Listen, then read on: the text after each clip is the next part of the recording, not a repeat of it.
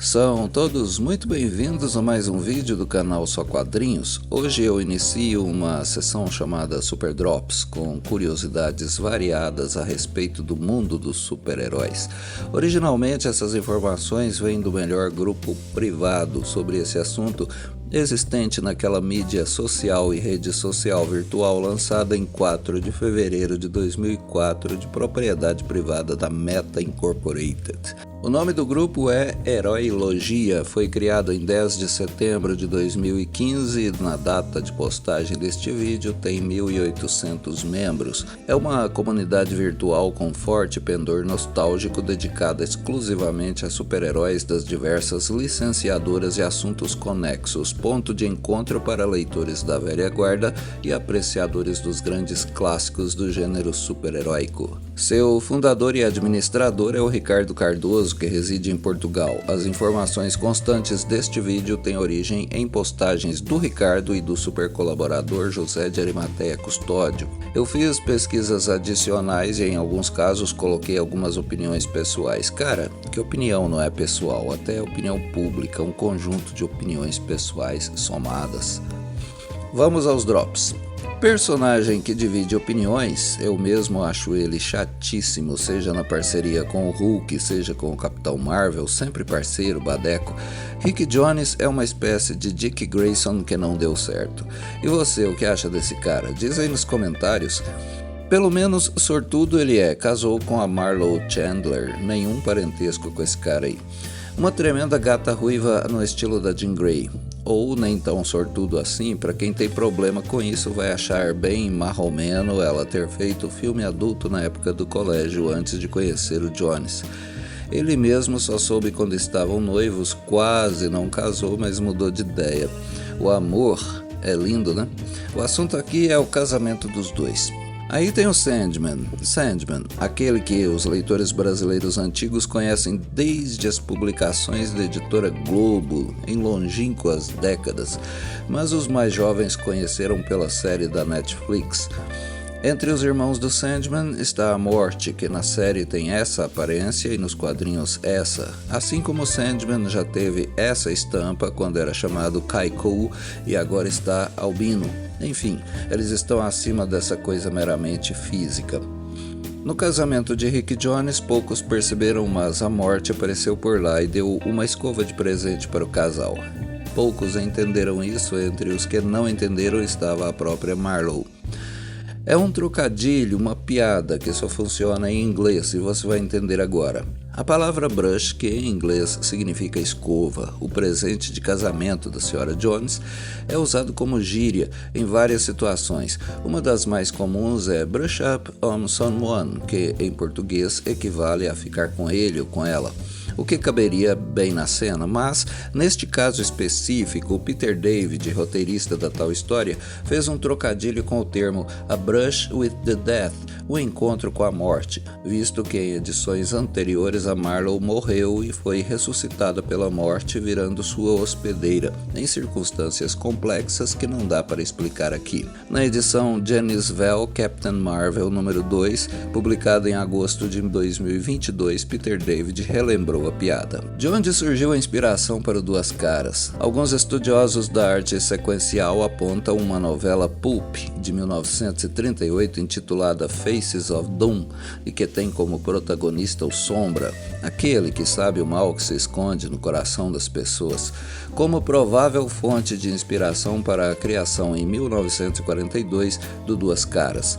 No entanto, a aparência clássica do personagem remete diretamente a esse pôster do filme de 1941 Dr. Jekyll and Mr. Hyde, protagonizado por Spencer Tracy, no Brasil conhecido como O Médico e o Monstro. Bob Kane e Bill Finger eram cinéfilos e muitas de suas crias tiveram reconhecidamente como modelos atores e atrizes de seus filmes favoritos. Quais são as influências literárias presentes nas HQs do personagem Warlord? No no Brasil, rebatizado como O Guerreiro, personagem criado e desenhado por Mike Grell. O artista nunca fez segredo das múltiplas influências literárias presentes nas aventuras de sua criação em Scartaris, cenário fictício de fantasia da Terra Oca. Grell citou, entre outras obras, Viagem ao Centro da Terra, de Jules Verne, A Terra Oca, de Raymond Barnard.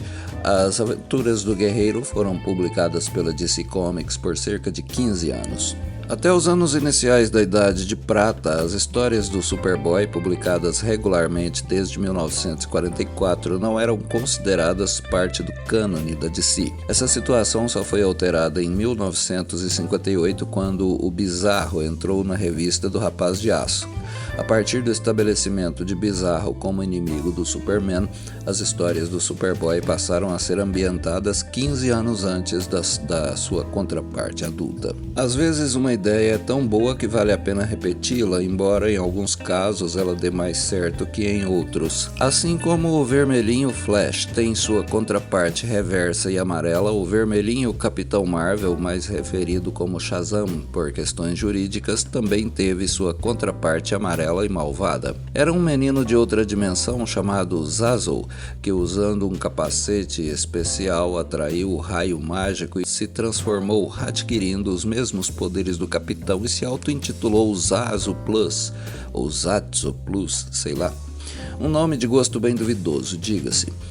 Mas, ao contrário do Professor Zoom e de outros que usaram o nome Flash Reverso, o Zazinho durou pouco, já que seu pai não gostou nada da brincadeira e veio lá da outra dimensão para levá-lo pelas orelhas de volta para casa. Cabe salientar que nenhum outro vilão antagonista da família Marvel foi capaz ou lembrou de tentar essa façanha de roubar o raio mágico. Nas mãos de um bom roteirista, isso poderia render um arco deveras interessante, pelo menos rendeu uma capa bacana. Se está curtindo este vídeo, deixe seu like, se não é inscrito, inscreva-se e ative o sino de notificações marcando a opção todas. Caso queira compartilhar e comentar, será ótimo. Na sua HQ de estreia em Detective Comics número 27, lá pelos idos de 1939, Batman usava um par de luvas roxas e nunca mais usou novamente esse acessório na indumentária, que jamais foi mencionado em histórias posteriores. Como não há uma resposta de fonte fidedigna, os fãs e historiadores da nona arte chegaram a um consenso.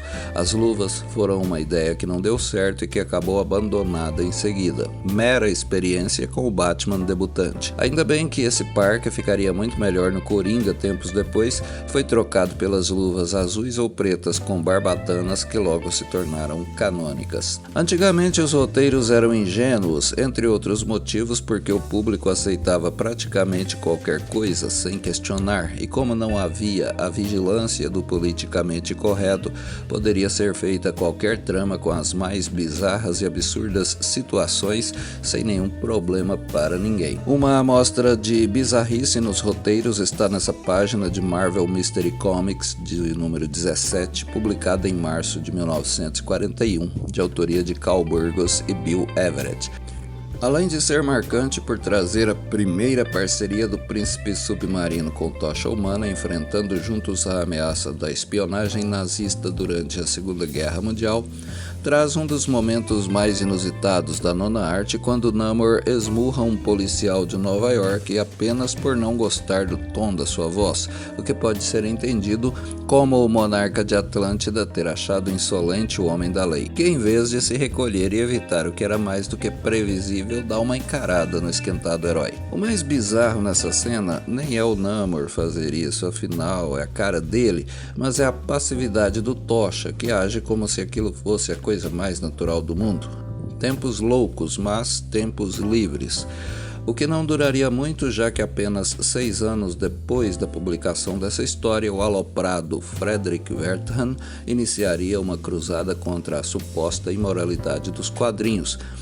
Isso mudaria para sempre o mainstream dessa arte, levando ao surgimento de uma produção independente e underground que não estava nem aí, nem lá, nem em qualquer outro lugar para os códigos oficiais de autoridade que passaram a reger a produção quadrinística oficial. Obrigado por assistir até aqui, continue conosco nos vídeos dessa série e em outros do canal Só Quadrinhos.